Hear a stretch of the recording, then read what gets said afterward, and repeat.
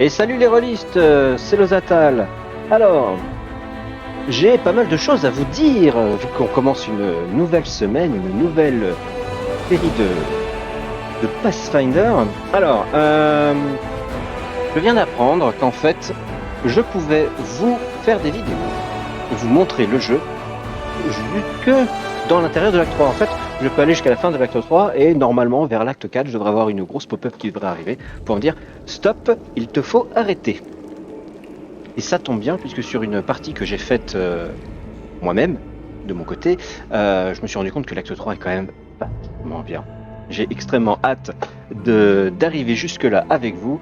Je pense qu'on va vraiment s'amuser pour le coup.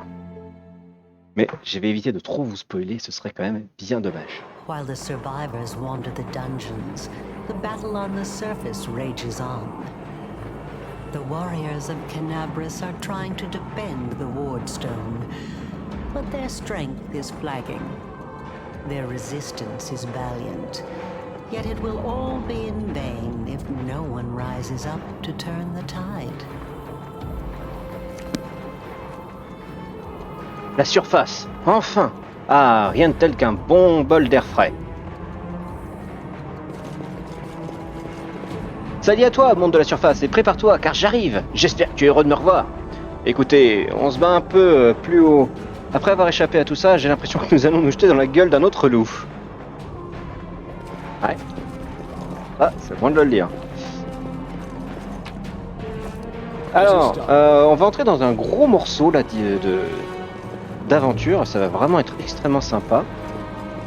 Et pour le coup, on s'éloigne quand même assez drastiquement finalement de ce qui se passe dans l'AP, donc dans le scénario officiel, puisque nous sommes normalement en fait quand on sortait des souterrains, on était censé arriver dans la ville et puis là on faisait quelques quêtes, sauf que là pas du tout. On est directement dans ce qui s'appelle la garnison grise, qui est censé être le lieu de fin. No stopping now. Alors...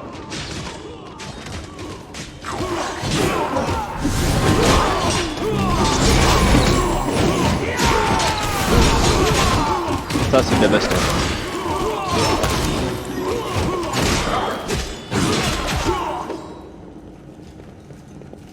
On peut pas dire le contraire. Elle est efficace. Ah. Irbès. Engoncée dans une armure ornée des épées d'or Diomédée, la demi-orque qui se tient devant vous est manifestement éreintée. Elle ne peut avoir beaucoup dormi ces derniers temps. Son visage est noirci de suie, et du sang frais macule son épée. Ses yeux noisettes sont durs et concentrés. Et sa voix ferme est habituée à donner des ordres. Elle vous jauge du regard, essayant de déterminer si vous êtes un ami ou un ennemi. Elle ouvre la bouche, mais s'arrête soudain en apercevant Nevia. Par la déesse, Nevi, j'avais pratiquement perdu tout espoir. Ça va aller, Bess. Je suis là, ne t'inquiète pas. Nevia caresse la tête d'Irabès et lui murmure quelque chose à l'oreille, avant de vous montrer du doigt. Tiens, je te présente Sarkhan. C'est lui qui a rassemblé ceux qui ont survécu à la chute et qui les a ramenés à la surface. Sans lui, on n'en serait jamais sorti.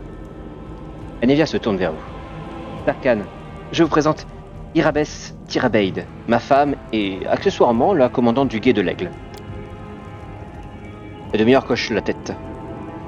Et en attendant la venue des renforts, je suis aussi la gardienne temporaire de Kenabre. Vous arrivez à point nommé, l'ami. Comme vous le voyez, nous sommes en plein combat et... poursuit-elle d'une voix qui s'adoucit quelque peu. Merci de m'avoir ramené à Nevia. Ok, on est où? À la garnison grise. Jusqu'à récemment, elle servait de caserne aux croisés, mais à présent, elle est occupée par des fanatiques. Et du coup, c'est quoi la cible de l'attaque, là? Les démons visaient la paire de garde en priorité lorsqu'ils ont donné leur assaut. Je ne pense pas avoir à vous expliquer ce qu'elle est, ni à quel point elle est importante pour les croisés. Nous devrons la reprendre à tout prix, ou la chute de Kenabre marquera la fin des croisades, et pire, la fin du monde. Je me doute que votre voyage vers la surface a été difficile. Vous avez besoin de repos, mais les enjeux de cette bataille sont capitaux. Alors si je n'ai pas d'ordre à vous donner, je vous demande votre aide. D'accord. Alors, première chose, dans l'ordre, j'ai des informations importantes sur l'emplacement d'un repère de fanatiques. Ah, excellent! On fera un rapport complet une fois que nous serons de retour au cœur du défenseur, notre quartier général temporaire. Pour l'instant, les fanatiques sont les plus dangereux, sont ceux qui occupent la garnison grise. D'accord. Sinon, on a trouvé des amis. On a croisé des bâtards qui vivent dans les souterrains de Kenabre. Je vous présente Lan. Iraves s'affiche une expression stupéfaite qui laisse rapidement place à un respect sincère. La plupart des gens de Kenabre, les enfants des premiers croisés, ne sont qu'une légende. D'autres prétendent que le jour où vous foulerez la surface marquera le début de la fin du monde. Je suis pas superstitieuse, hein. Mais nous vivons certainement une véritable apocalypse. Alors compter sur une légende vivante dans nos rangs ne peut pas nous faire de mal. Une légende vivante? Pas d'autre. Je me contenterai volontiers d'être l'épouvantail du village, du moment que je ne passe pas pour une calamité ambulante. Ok, et quelle est la situation en ville du coup? Irbet se passe lentement une main sur le visage. La cité n'est plus. La plupart des défenseurs, dont le dragon Terrain d'Élève, sont tombés au combat au cours des premières heures. Les civils ont fui ou ont péri dans le chaos. Et les rues grouillent désormais de fanatiques et de démons. Ne dites pas cela. Kenabre n'est pas encore tombé, dit Scylla. Les défenseurs sont toujours debout. Vous et moi en sommes l'illustration. Vos belles paroles ne changeront rien à la réalité, rajoute Camélia. Non, elle a tout à fait raison. Merci, chevalier. Tant que nous aurons la force de tenir une arme, tant que Yomedae sera avec nous, nous combattrons pour Kenabre. D'accord. Alors par contre, je ne suis pas d'ici. La pierre de garde, c'est quoi et en quoi elle est importante en fait Les pierres de garde sont un don d'Yomedae. Elles ont été créées par son héros, un ange puissant qui commande aux armées célestes. Elles empêchent la plaie du monde de s'étendre en se dressant le long de la frontière du territoire contrôlé par les démons. Elles forment une barrière qui les empêche d'en sortir. L'obélisque de Kenabre, le premier à avoir été érigé, est la clé de cette chaîne de protection. Il est hors de question de les laisser entre les mains des monstres venus des abysses. Mais la pierre de garde n'a qu'une raison d'être dans la garnison grise en fait. Kenabre est depuis longtemps la cible des démons, mais cette fois, leur seigneur d'Escarie est venu en personne. Il a arraché la pierre du garde du sol, puis l'a lancée à travers la ville jusqu'ici. Je l'ai cru détruite, mais il semblerait que tout ne soit pas perdu. Pas encore. Escarie est parti, mais la pierre de garde est encerclée par une horde de créatures. Ce qu'il compte en faire? Ah, rien de bon, c'est certain. Mais comment il a fait? C'est un démon. La pierre de garde aurait dû consumer cette ignoble vermine, demande Scylla. En effet, oui. Mais les choses se sont déroulées autrement, et nous ignorons pourquoi. Ok, on perd pas de temps, aux armes. Bel esprit, approuve Irabet avant de se tourner vers l'un de ses combattants. Toi, emmène Anevia à l'arrière, les autres, suivez-moi. Une série de marmonnements contrariés couvre par moments une respiration laborieuse. Orgus serre la poignée de sa rapière si fort que ses jointures blanchissent. Un filet de sueur dégouline le long de sa tempe. Ah, pardonnez-moi, maître Guerme, je ne vous ai pas vu que nous avions aussi des civils parmi nous. Mes hommes vous emmèneront en sûreté. Si on peut encore trouver un endroit sûr à Kenabre par les temps qui courent. Et voilà, donc ouais, c'est la merde. Donc comme vous voyez, on est sur la garnison grise et on doit s'occuper de la pierre de garde tout de suite. Ce qui est normalement la fin de l'acte 1. Lan. C'est vrai, s'il y a une chose dont on ne manque pas, c'est l'esprit combatif. Avec un sourire malicieux, Lan pince la corde de son arc pour en éprouver la tension, puis il baisse la voix. Notre puissance d'attaque réelle en revanche? Ah, elle est loin d'être exceptionnelle. Nos compétences martiales? Bah, c'est encore pire. Mais l'esprit combatif, ah, on en a à revendre, ça c'est certain. Pour Yomedae, pour la reine, pour fender ces bêtes! Irabet brandit sa lame et les soldats, inspirés par son cri, se précipitent au combat avec une vigueur renouvelée. On a quoi? Pas grand chose. Alors, on va éviter de se surcharger parce que j'ai déjà transporté pas mal de choses là. Donc on va éviter. Onward. Ah, on est déjà dans la baston. Alors on a des fanatiques. Alors normalement je joue plutôt en turn order, mais vu que les combats pour le moment, comme vous l'avez vu, sont plutôt faciles, on va rester comme ça un petit peu. Et puis je réactiverai le turn order quand je saurai que les combats commenceront à être intéressants. On va vérifier qu'ils n'ont pas des sorts ou des potions sur eux. Ok, on est pas mal. Alors on peut pas encore passer par les portes parce que scénario. Globalement. Ah, non, je veux pas ouvrir ça. Là c'est une porte scellée par magie, on peut pas passer. Voilà, scellée par magie.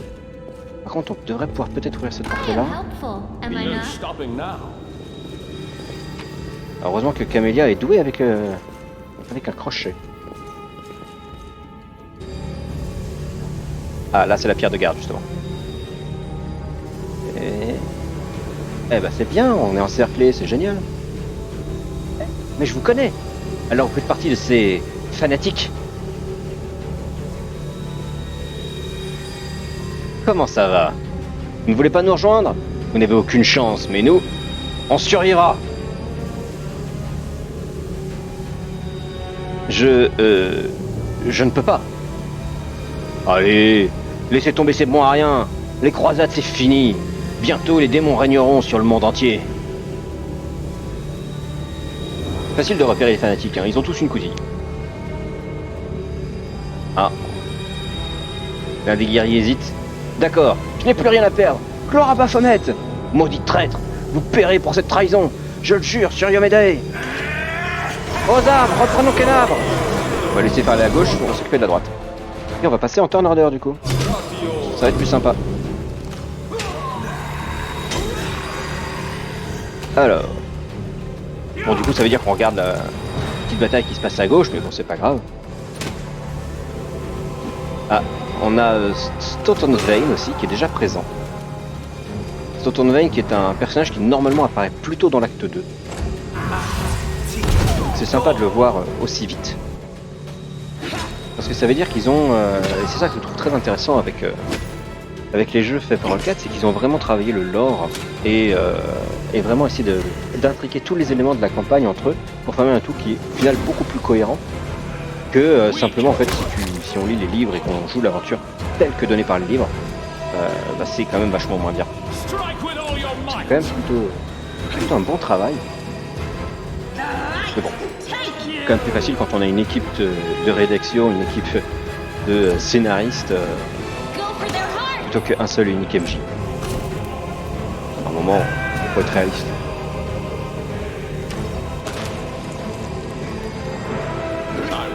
Je veux dire, on donne 1 million à MJ, je suis sûr qu'il arrivera à faire quelque chose d'honnête aussi.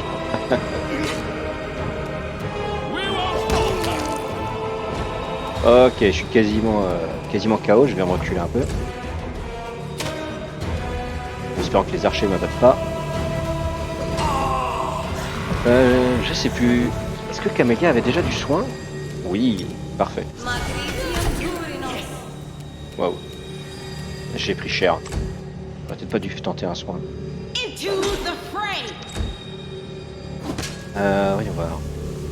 Bon, ils ont quasiment terminé la baston. On va peut-être pouvoir espérer les avoir en soutien. Alors on va faire un pas de déplacement. Les pas de déplacement, pour information, ce sont un mouvement un petit peu entre guillemets gratuit qui permet de faire 5 pieds, donc 1,5 m de déplacement, qu'on peut faire si et seulement si on ne se déplace pas avec l'action de mouvement. Là c'est écrit action de déplacement, je sais, mais en réalité c'est une action de mouvement, et avec une action de mouvement on peut faire plusieurs choses, genre boire une potion ou ce genre de choses. C'est important pour ce qui s'appelle l'économie d'action, c'est-à-dire en sorte d'essayer de faire en sorte que chaque action soit utilisée lors d'un combat de manière à être le plus optimisée possible. Après, c'est pas une obligation, loin de là. Mais à plus haut niveau, ça commence à devenir très important de faire attention à ce qu'on fait. Voilà, j'ai peut-être pas beaucoup de vie, mais je one-shot toujours.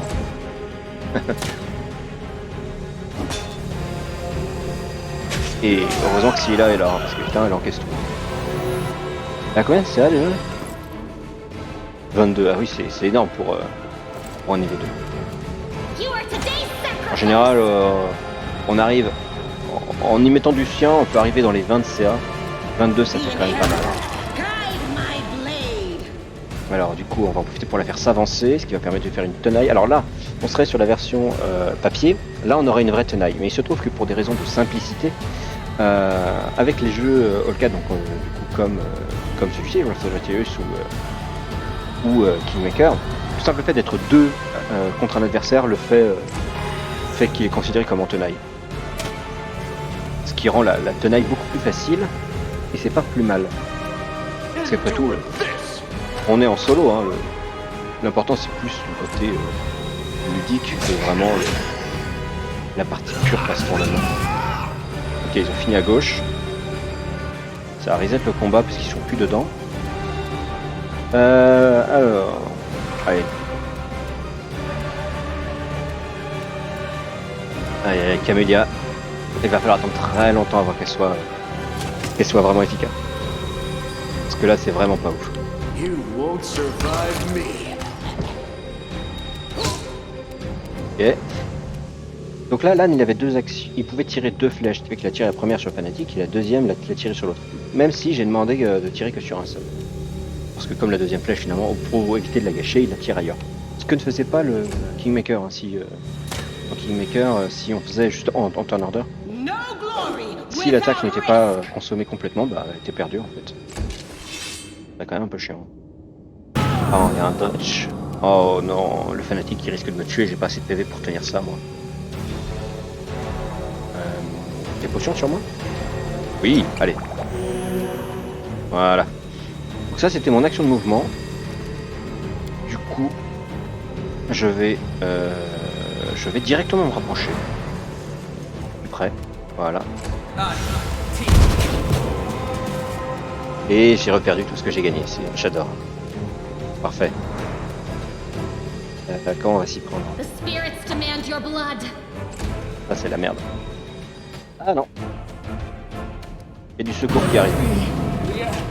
Ouais, j'avais dit que je ne survivrais pas à son sacralisation d'énergie négative.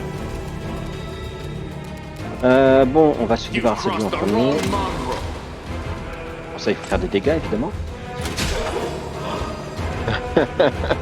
Alors là, comme vous avez vu, il a tenté de faire une action de mouvement. Il aurait pas dû. Ça a déclenché 3 attaques d'opportunité. Il s'est pris la raclée de sa vie. Allez, on s'occupe du dredge.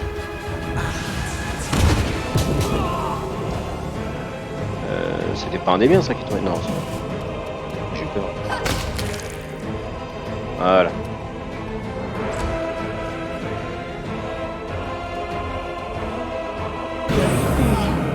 C'est génial, je continue de prendre des dégâts, je vais finir par vraiment crever moi. Calme un peu. Make every strike count. Heureusement que l'année est là. Il fait le café. Alors, en position des mains autrui. On va éviter qu'il crève. On a quelques petits PV. Mais arrête avec tes projectiles magiques là. C'est chiant. Soigne. Ah, ça y est. Sarkhan est de retour.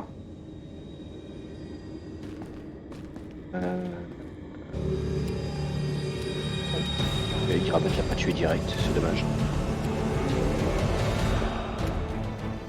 Du coup, il va être rapporté. Et je le rate. Là, c'est vraiment pas de chance. Allez, on va encore soigner. J'adore ce soin, magique, excellent.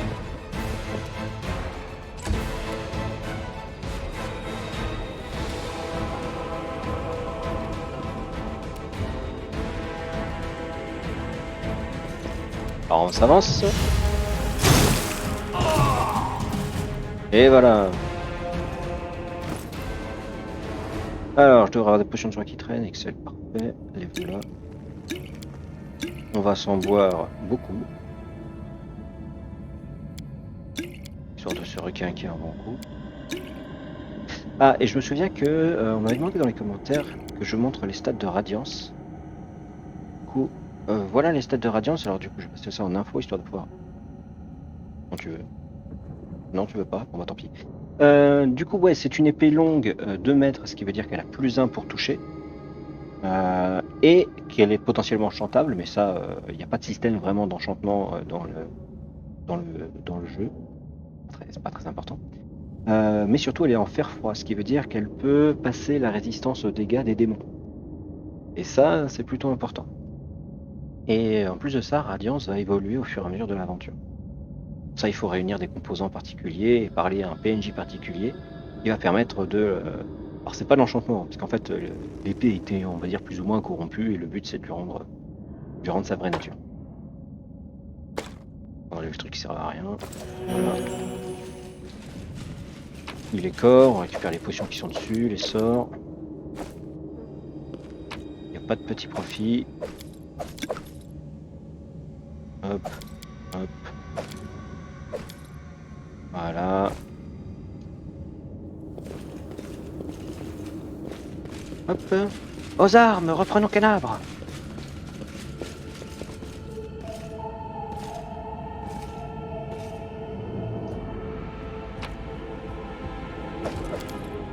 Ah oui, il y avait ceux qu'ils avaient tués aussi. Je récupère le... Voilà. Bon, bah on fera pas demi-tour.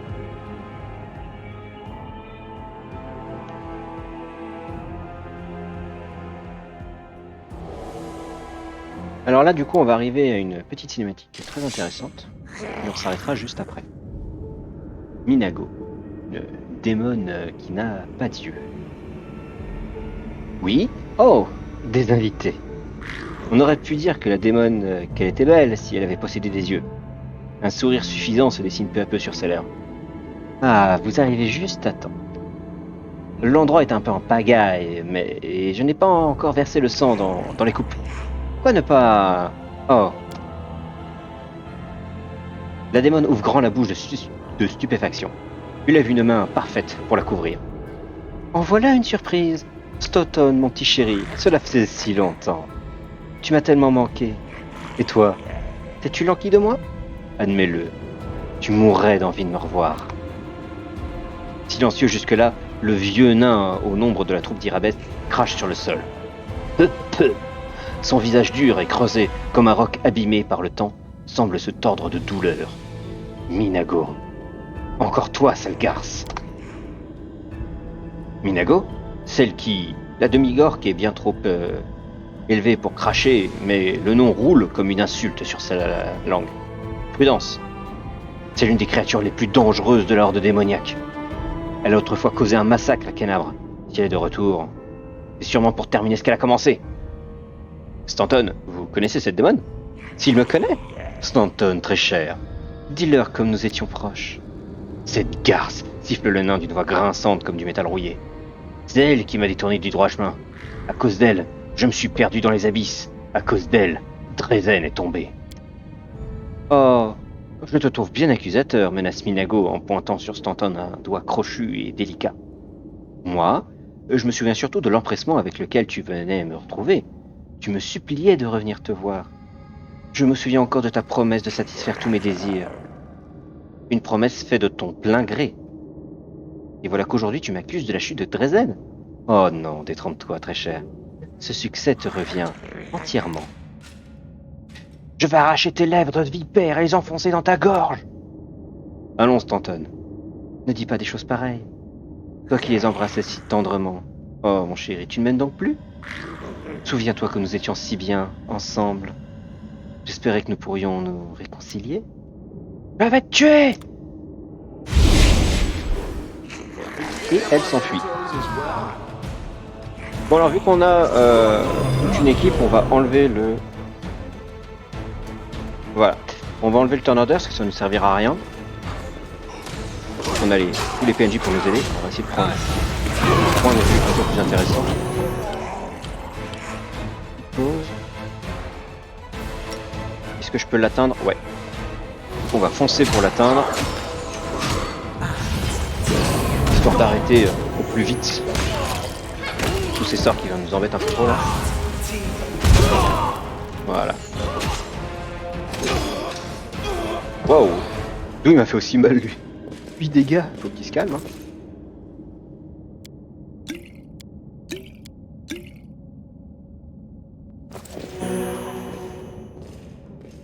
Ok. On récupère leurs affaires. Et nous allons nous arrêter là puisque juste après il va y avoir une grosse scène. Et j'ai pas envie de la gâcher en arrêtant trop tôt. Et ça va déjà bientôt faire une demi-heure donc on va s'arrêter là pour cette fois-ci. Et je vous retrouve la prochaine fois. Allez, salut!